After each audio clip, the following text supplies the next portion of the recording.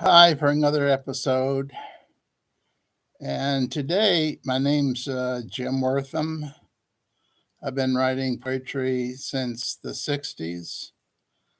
I published my first poetry book in 1969. Now, I'm going to share with you uh, how I became a poet.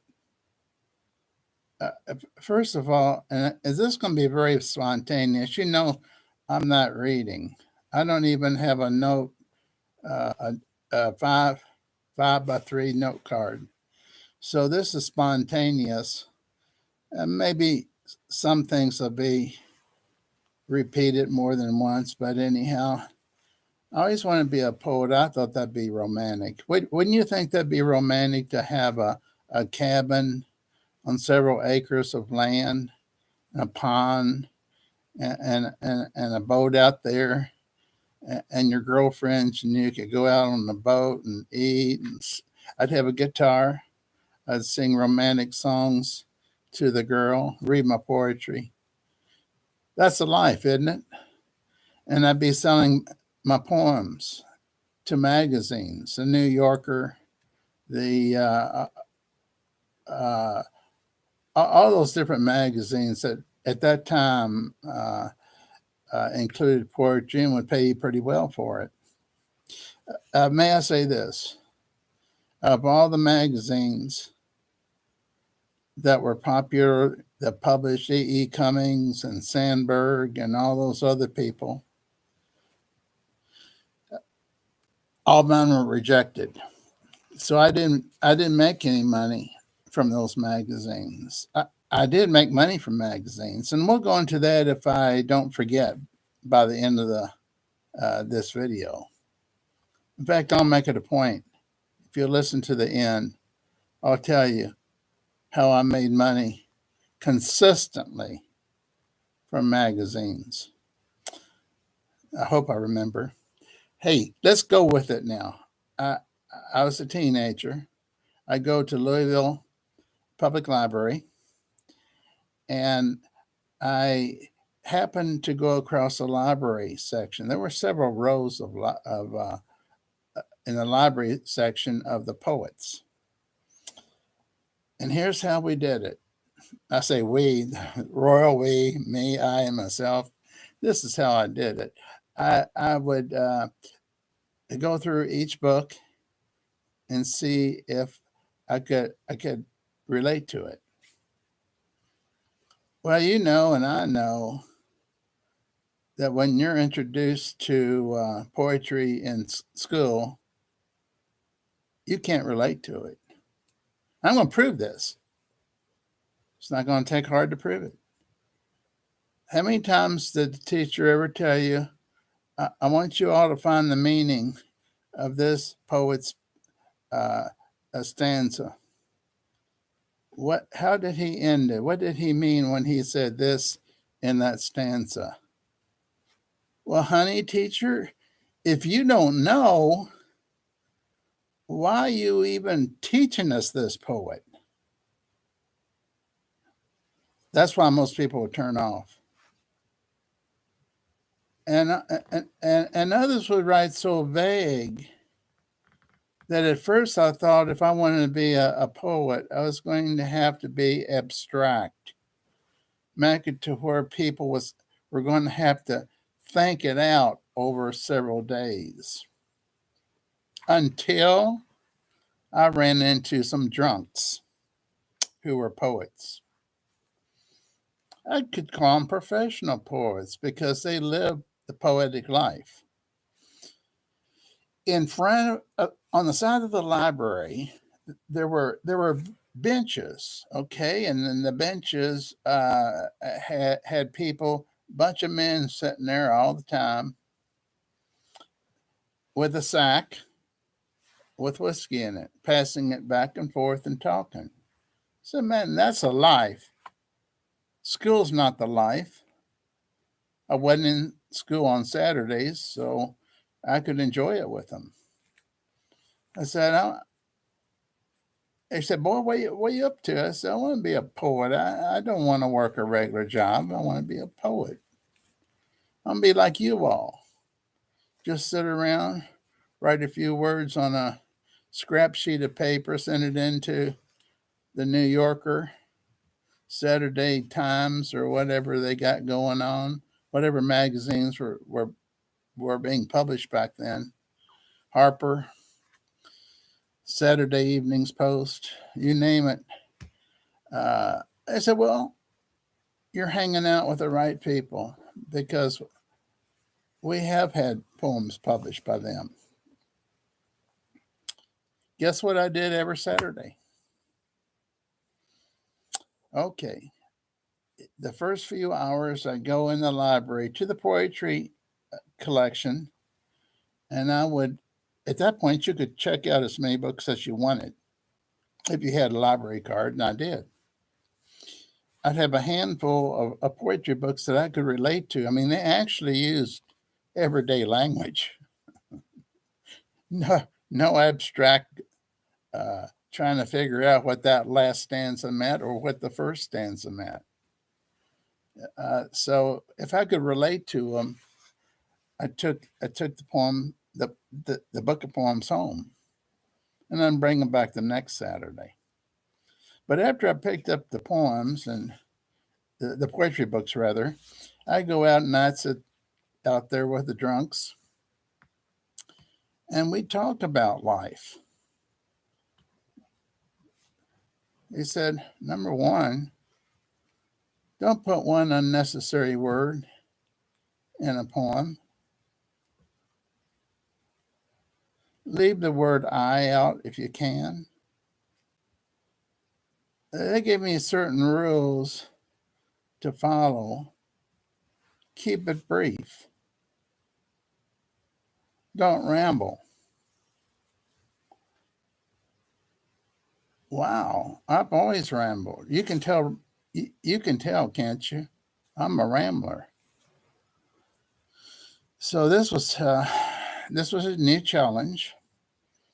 So here I am, typing poems on my Smith Corona. It wasn't electric; it was just a Smith Corona typewriter, and I'd send them out. What I didn't know is you shouldn't send out carbon copies. So I may be typing with 2 carbon copies, which would give me 3 total copies, the original and 2 carbons. Well, I thought, well, I think I'll keep the original for myself and just send the magazines the carbon copy, since they don't need the original anyhow. They can still read the carbon. And I put 2 or 3 poems on the page. Well, can I tell you, you don't do it that way?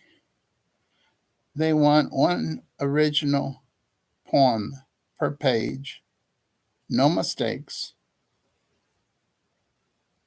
name and address at the top. If it's at that time, you could put your social security number at the top. So if they wanted to buy the poem, they had a record of your social security number and who they paid the money to. So I learned this over time. And I went to college, if you can believe this. Actually made it to college. People look at my poetry. I was real proud. They had a poetry magazine. And the board, the board of selecting the poetry said,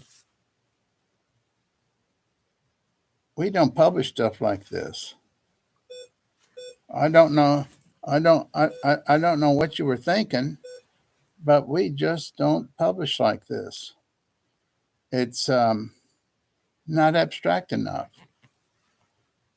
You sound too much like you're talking. Well,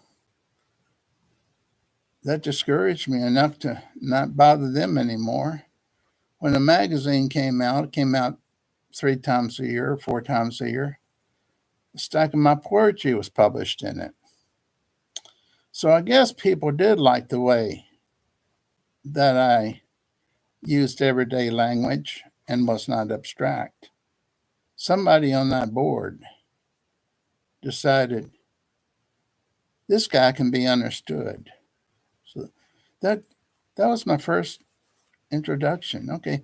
Now, I'm not going to go through a whole lot right now because I've covered a little bit in an earlier, uh, probably the one I did it last week, telling how I sold a lot of poetry books. And I'm talking about not 5,000. I'm not talking about 10,000. I'm talking about 5,000 being the print runs of the poetry books. And they were being sold through all the chains. I'm not going to brag about this. It sounds like I'm bragging on myself. I was invited to speak at universities.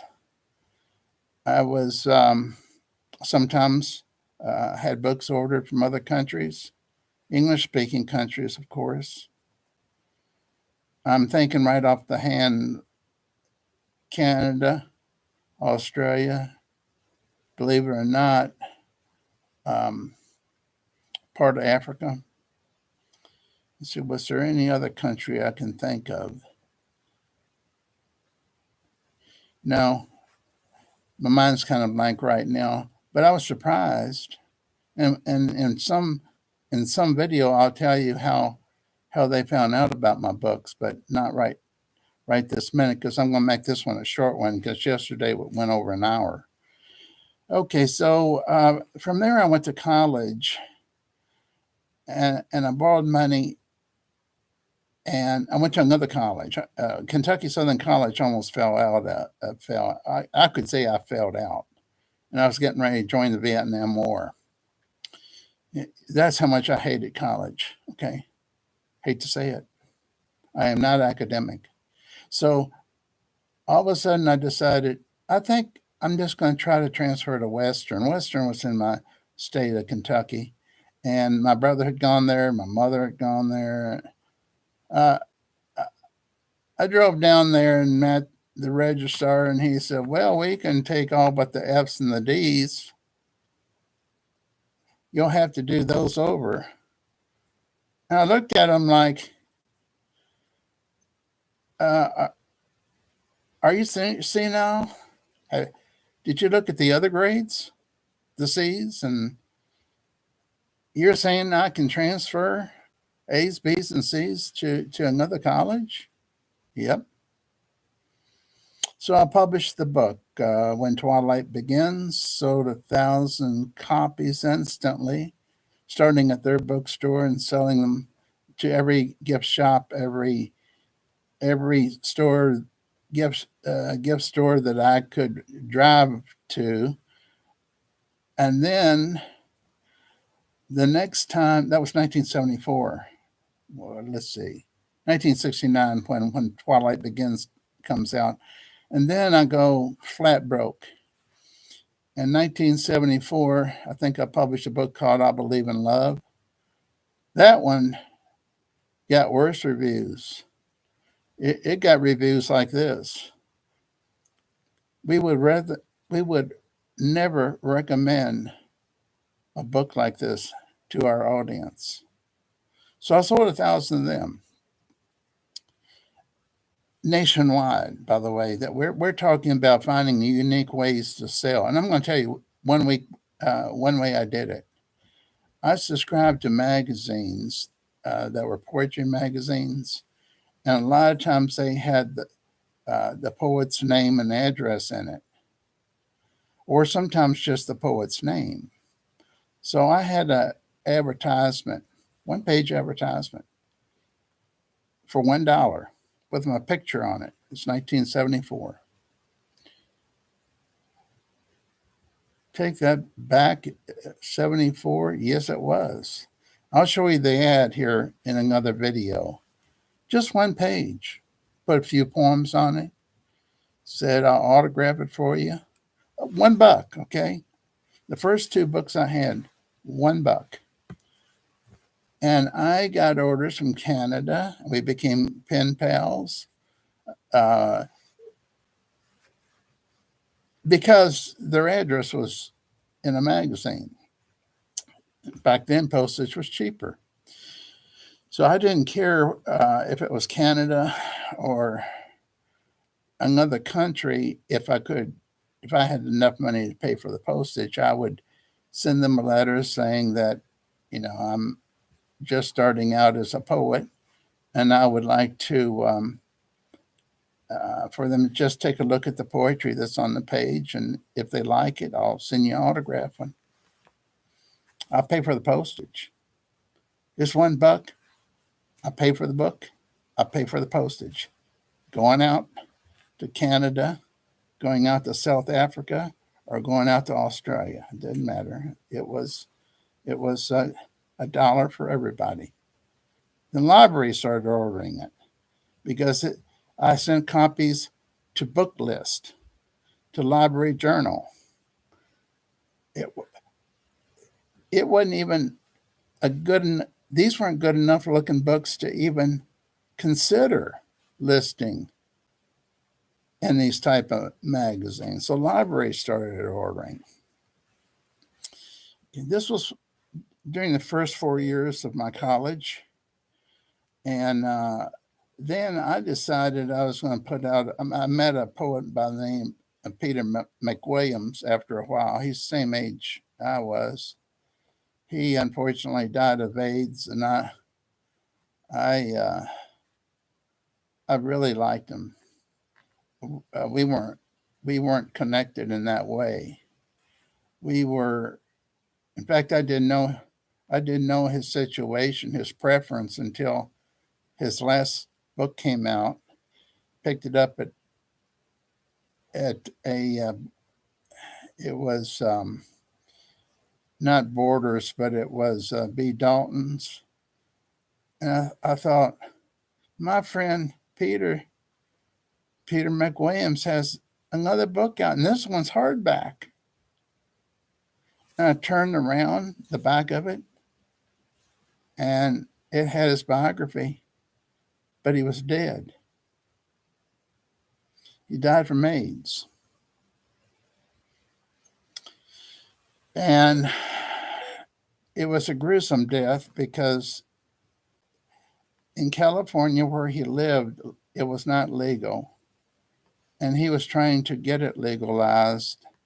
And they checked him every day to be sure. He had house arrest because he talked about it so much, to legalize it. So they came and checked him to be sure he had no THC in his system from the pot. And the THC kept the medicine he was taking from choking him. And he choked to death at night because he didn't have the marijuana in his system. It was a fault of the medicine. It caused him a breathing and a lung condition, and he vomited and couldn't swallow, and he was dead. Same age as I was, almost to the day. Okay, that was Peter McWilliams. So he helped me format the books to 64 pages, paperback, a nice design. Do I have one handy? Yeah, I'm going to show you one or two. Here's one. I've shown this before. Cute little girl, isn't she? This was called Touching You, Touching Me. You'll notice paperback. It's got the title. It's got the title on the spine. Let's get another one. Pretty girl, isn't she? Title on the spine.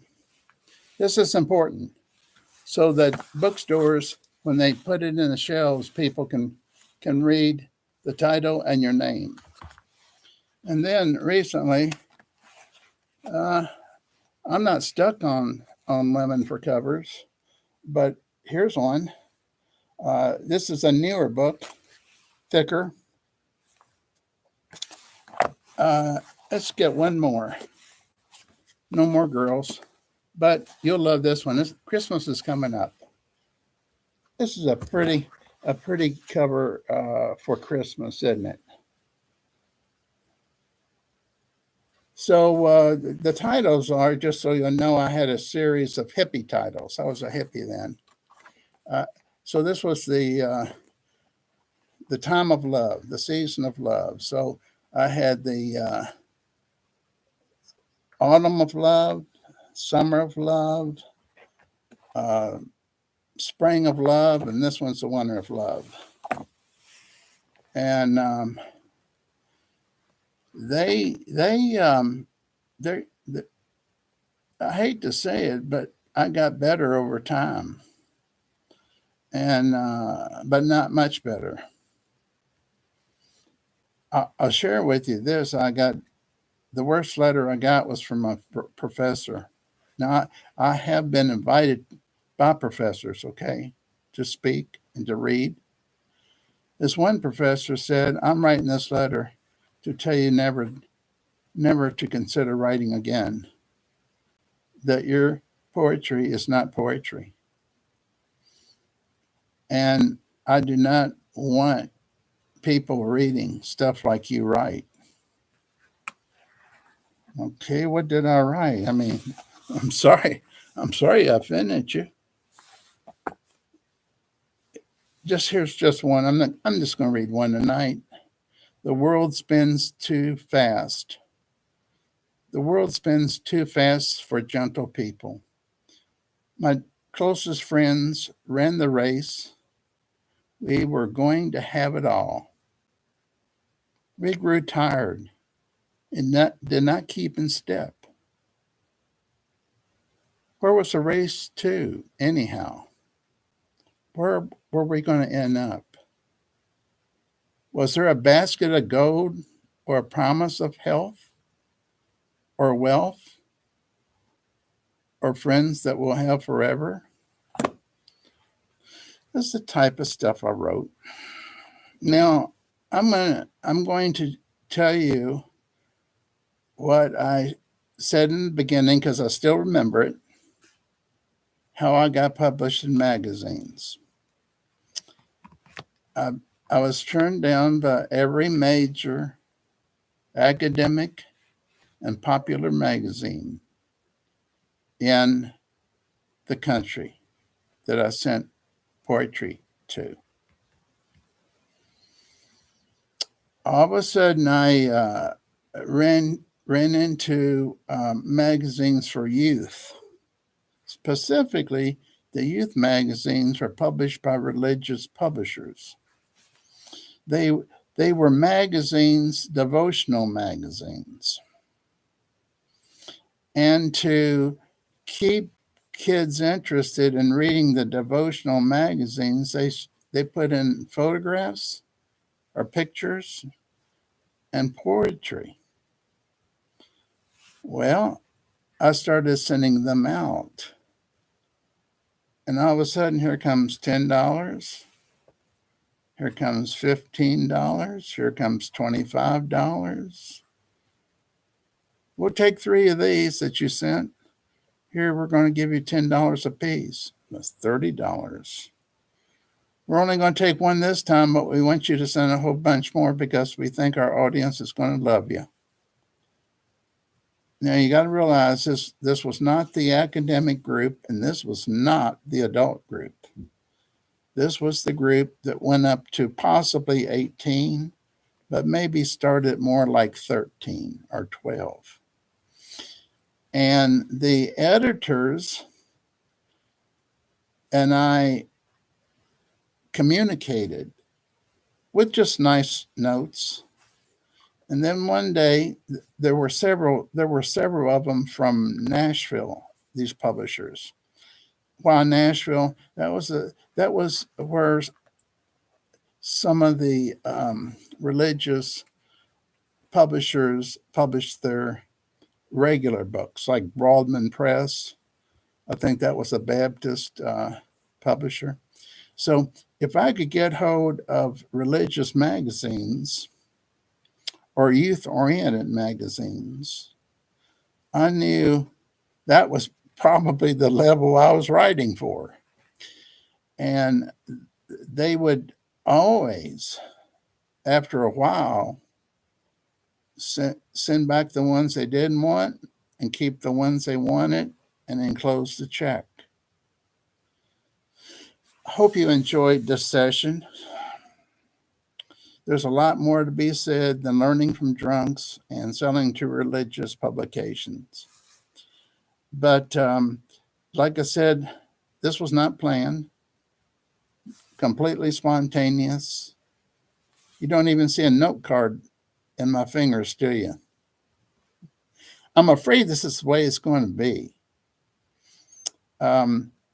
I hate to listen to robotic YouTubes where I can tell that they've taken stuff off of YouTube and they've taken pictures off of Facebook or whatever, and they patch it together.